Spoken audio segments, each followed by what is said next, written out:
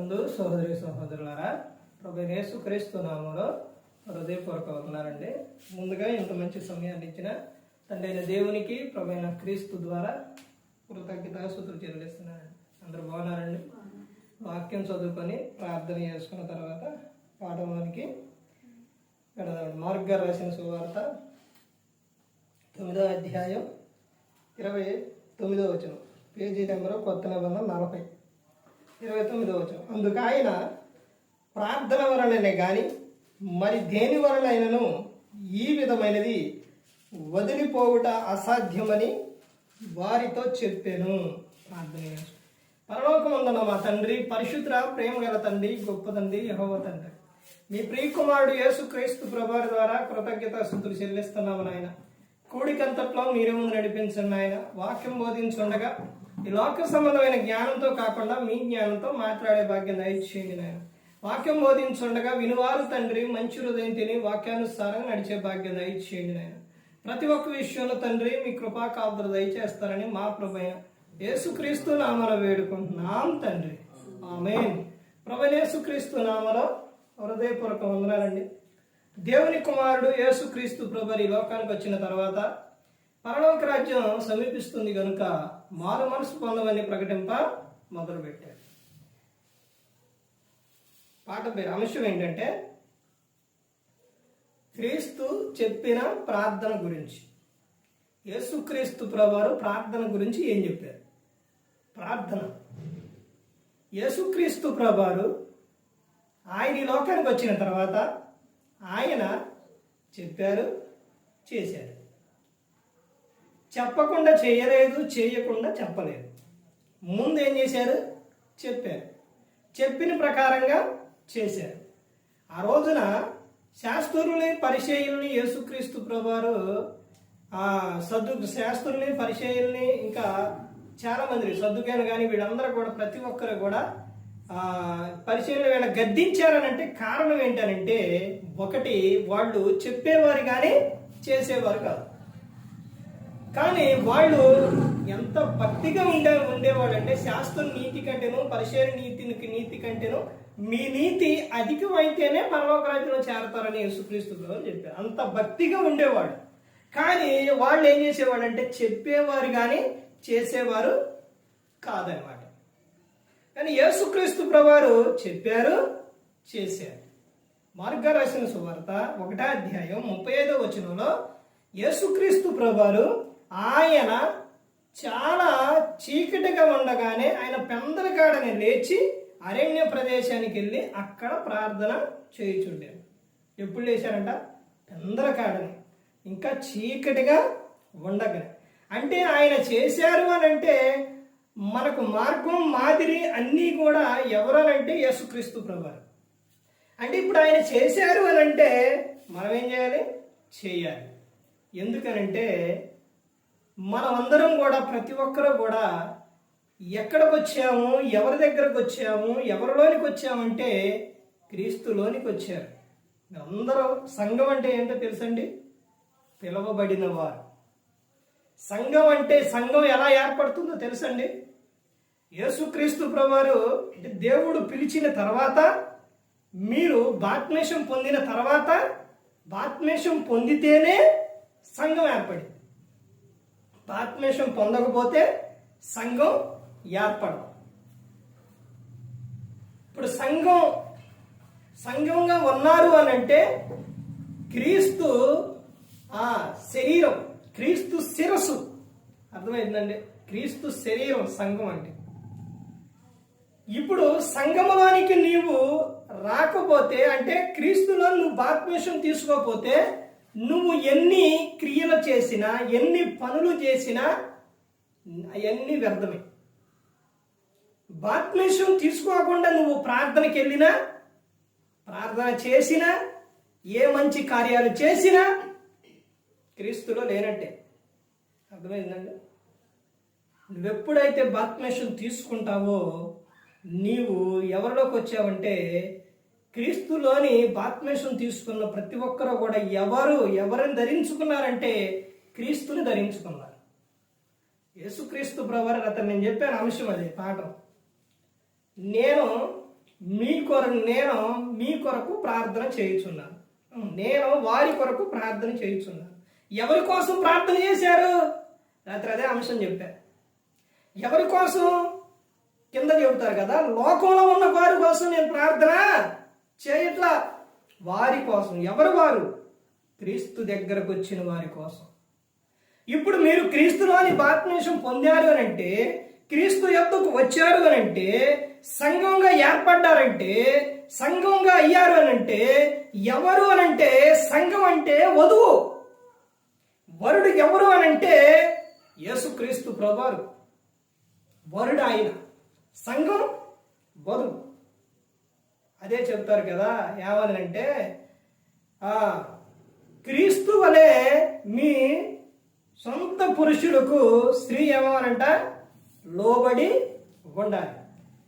ఇప్పుడు ఇంకో విషయం ఏంటంటే, స్త్రీ దేహం మీద ఎవరికి అధికారం ఉంటుంది? ఎవరికి అధికారం స్త్రీ దేహం మీద? భర్తకే అధికారం. ఇప్పుడు సంఘం మీద అధికారం ఎవరికి? క్రీస్తుకే అధికారం. మన వధువు. క్రీస్తు ఎవరంటే వరుడు, మన రాజు ఆయన యేసుక్రీస్తు ప్రభు. ఆయన చెప్పిన మార్గంలోనే మనం ఏం చేయాలంటే నడవాలి. ఇక్కడ ప్రార్థన గురించి ఆయన చెప్పిన విషయం అదే. ఆయన పెందల కాడనే లేచి ఇంకా చాలా చీకటి ఉండగానే అరణ్య ప్రదేశానికి వెళ్ళి అక్కడ ప్రార్థన చేయొచ్చు. ఎందుకు చేశారు ప్రార్థన? ఎందుకు యేసుక్రీస్తు ప్రభువారు దేవునికి ఎందుకు ప్రార్థన చేశారు? యేసుక్రీస్తు ప్రభువారికి సర్వాధికారం ఉంది. పాపాలను క్షమించే అధికారం ఉంది.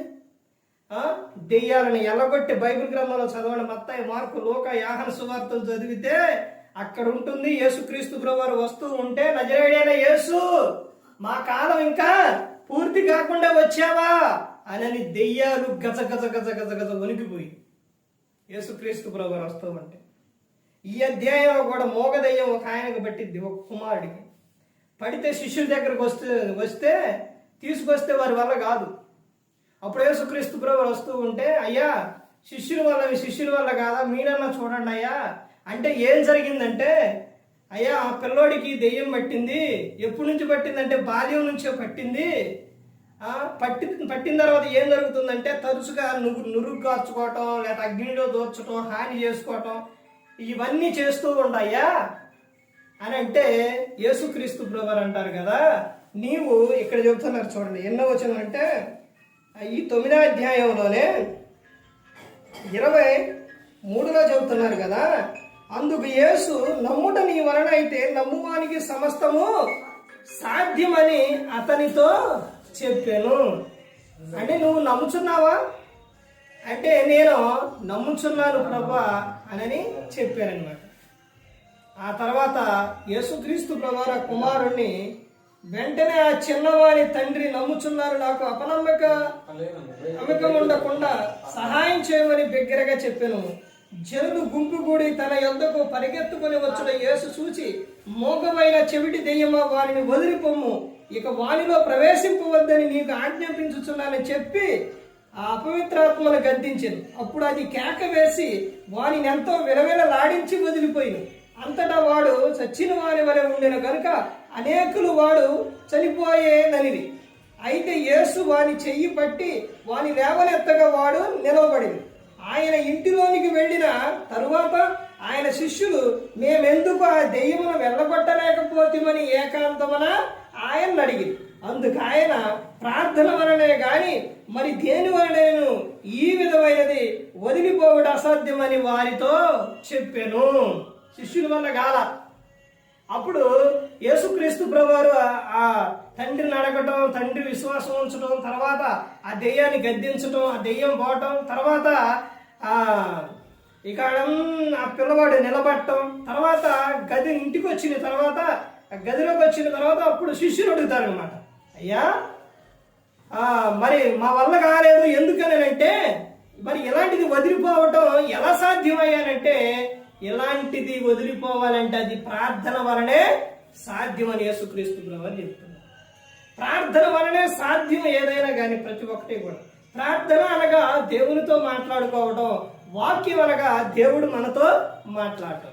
నువ్వు వాక్యం చదువుతున్నావు, మన వాక్యం చదువుతున్నావు అనుకోండి, దేవుడు మనతో మాట్లాడతారు అనమాట. మనం ప్రార్థన మనం చేస్తున్నాం అనుకో, మనం దేవునితో మాట్లాడతాం అనమాట, దేవునితో.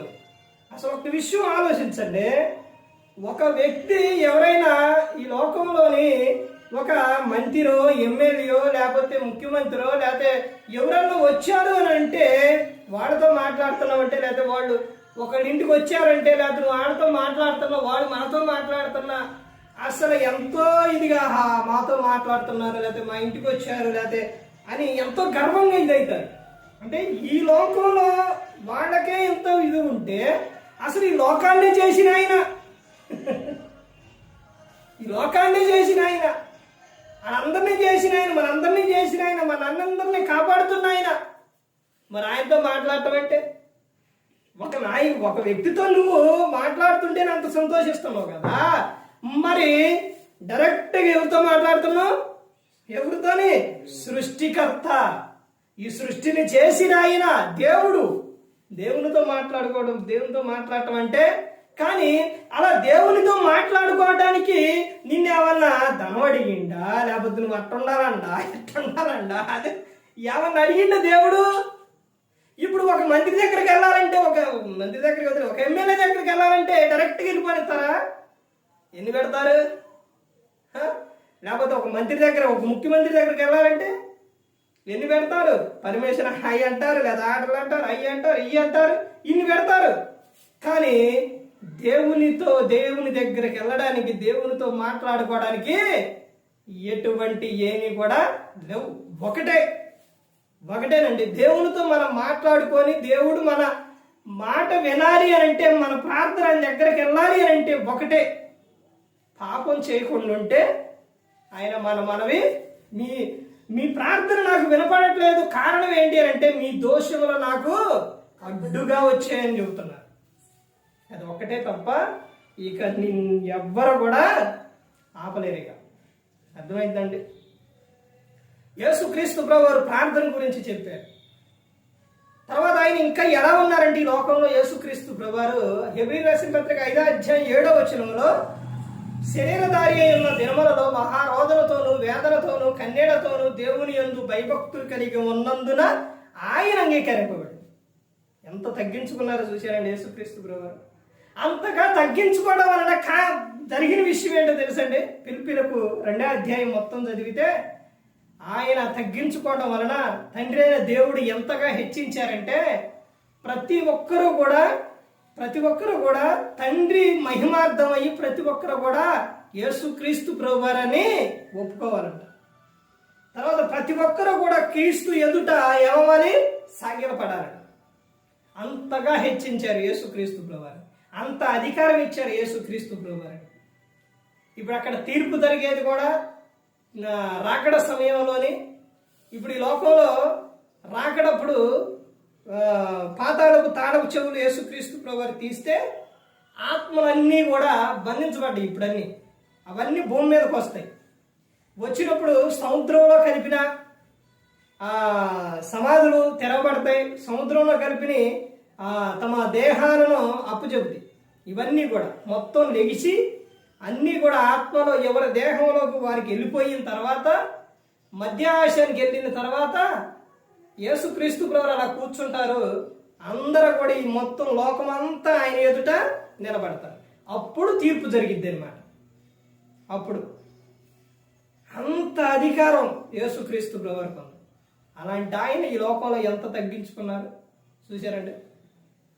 ప్రార్థన వలనే సాధ్యం. యేసుక్రీస్తు ప్రభువారు మత్తయి గారు రాసిన సువార్తల చివరి అధ్యాయంలో అంటే, గెత్సెమనే తోటలోకి ఆయన ప్రార్థన చేయడానికి వెళ్ళినప్పుడు, ఆయన వెళ్ళి ప్రార్థన చేస్తుంటే శిష్యులను యాకోబు, పేతురు, యోహాను, యాకోబుని తీసుకెళ్ళి ఆడని మీరు రెండుండి నేను వెళ్ళి ప్రార్థన చేసి వస్తానని రాయి తీసుకొని ఇసిరితే ఎంత దూరం వెళ్ళిద్దో అంత దూరం వెళ్ళి ప్రార్థన చేసి ఆయన వచ్చిన తర్వాత ఇలా మెలుగుగా ఉండమంటే ప్రార్థన చేయమంటే ఇటు ఏం చేశారు?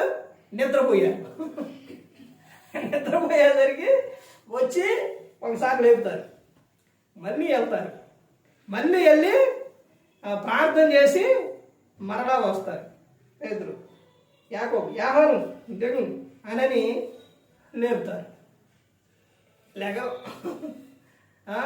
అప్పుడు మళ్ళీ వెళ్ళి ప్రార్థన చేసి ఇక తిరిగి వచ్చేటప్పుడు ఇక అవకాశం లేదు. ఇక వచ్చేసారు, అప్పటికే వచ్చేస్తున్నారు. అప్పుడు ఆయన లేపి అప్పుడు చెబుతారు కదా, ఇదిగో ఆయన రెండోసారి వచ్చినప్పుడు ఏమని చెబుతారంటే ఆయనకు చెబుతారనమాట. చెప్పకుండా ఏది చేయలా, మన జాగ్రత్త కోసం, మన క్షేమం కోసం ఆయన చెప్పారు. పేతురు యాహాను యాకోబు ఒక్క గడి అయినా కానీ, పేతురు కథ చెబుతారు, ఒక్క గడి అయినా కానీ మీరు మెలకుగా ఉండి ప్రార్థన చేయలేరా? ఒక్క గడి అయినా. ఎందుకో తెలుసా, నేను మీకోసం ప్రార్థన చేస్తున్నా, మీరు ప్రార్థన చేయాలి. ఎందుకో తెలుసా, సాతాను మిమ్మల్ని జల్లెల్లో వేసి జల్లించబోతున్నాడు, మిమ్మల్ని చెరలోకి తీసుకెళ్తారు. మీరు ఒక్క గడి అయినా కానీ ప్రార్థనలో ఉండలేరా? ఎప్పుడైతే యేసుక్రీస్తు ప్రభువారిని పట్టుకున్నారో మొత్తం ఎటోళ్ళటు పారిపోయారు. పేతురు గారు అప్పుడు దాకా నేనంట ప్రభా అన్న ఆయన ఎవరూ లేరు. శిలువు కాడ ఉన్న ఒకే ఒక ఆయన ఎవరంటే యాహాను గారు మాత్రమే ఉన్నారు. ప్రార్థన గురించి ఆయన, మీరు మెలకుగా ఉండి ప్రార్థన చేయండి, ప్రార్థన మిమ్మల్ని రక్షిస్తుంది, ప్రార్థన వలనే సాధ్యమని ఎన్ని విషయాలు యేసుక్రీస్తు ప్రభువారు చెప్పారు ప్రార్థన గురించి. వీళ్ళు మాత్రం ఏం చేశారు? నిద్ర అనుకుంటా నిర్లక్ష్యంగా ఉండిపోయారు. తర్వాత యేసుక్రీస్తు ప్రభువారు వెళ్ళిన తర్వాత, ఆయన శిలువలో మరణించిన తర్వాత, సమాధి చేయబడిన తర్వాత, అప్పుడు అక్కడున్న యూదులకి వాళ్ళందరికీ భయపడి వాళ్ళు గదిలో నుంచి బయటికి రాపోయేసరికి యేసుక్రీస్తు ప్రభువారు 3వ దినాన తిరిగి లేచారు.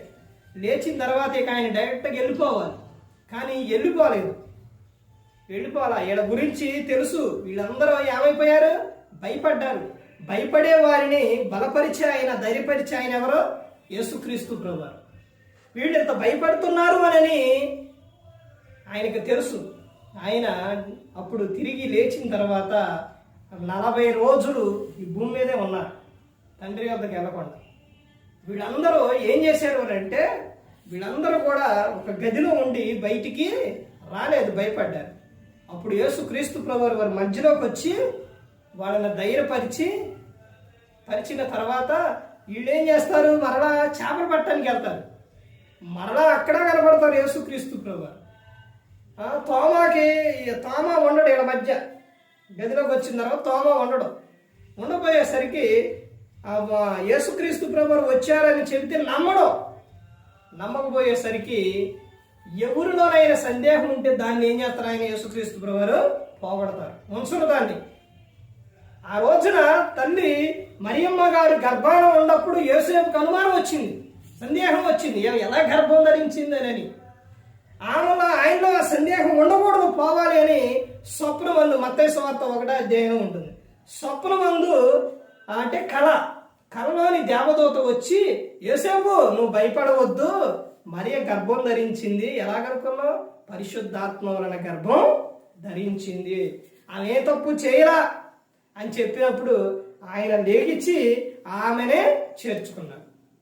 యేసుక్రీస్తు ప్రభువారు కనే వరకు, తర్వాత అయినా కానీ ఆమెను విడనాడల ఆయన యోసేపు. ఇలా తోమా కూడా లేనప్పుడు, ఆ తోమా వచ్చినప్పుడు యేసుక్రీస్తు ప్రభువారు వచ్చారు అని అంటే నమ్మలేదు. నమ్మకపోయేసరికి ఏమన్నాడంటే, నేను ఆయన గాయాల్లో వేళ్ళు పెట్టి చూస్తేనే నమ్ముచాను అన్నాడు. ఆ విషయం యేసుక్రీస్తు ప్రభువారికి తెలియదా? వీళ్ళన్న మాట, మనిషి అన్న మాట యేసుక్రీస్తు ప్రభువారికి వినపడదా? తెలీదా? తెలుసు. తర్వాత ఆయన వచ్చి ఏమన్నారంటే, తోమా ఇగో వచ్చిరా చూడు, ఇగో భూతానికి దెయ్యానికి ఉంటాయా గాయాలు?